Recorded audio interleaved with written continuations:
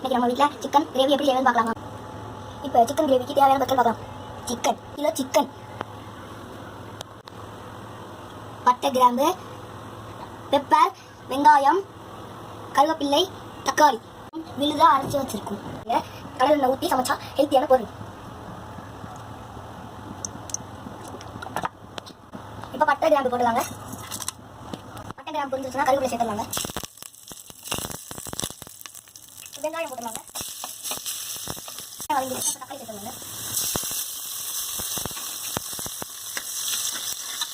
தக்காளி வதங்கிடுச்சுங்க. இஞ்சி பூண்டு பேஸ்ட் போட்டுக்கோங்க.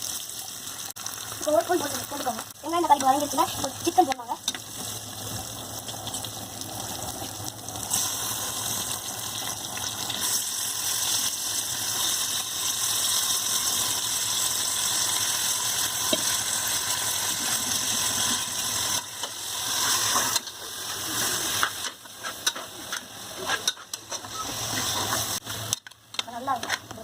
நல்லா இப்போ வதங்கிடுச்சுங்க.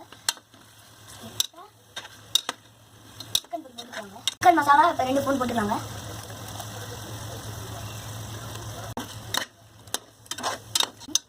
சிக்கன் மசாலா பச்சை வாடை போகட்டுங்க.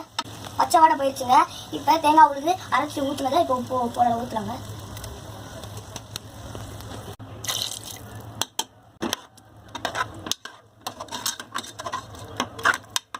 இப்போ தேவையான அளவு உப்பு சேர்த்துருங்க.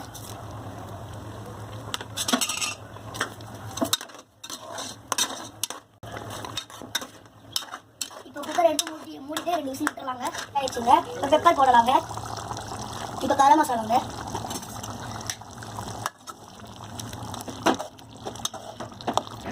கிரேவி ரெடிங்க. கிரேவி இட்லி தோசை ஊற்றி சாப்பிட்டா டேஸ்ட்டாக இருக்குங்க. லைக் பண்ணுங்க, ஷேர் பண்ணுங்க, கமெண்ட் பண்ணுங்க. தருண் குக்கிங்.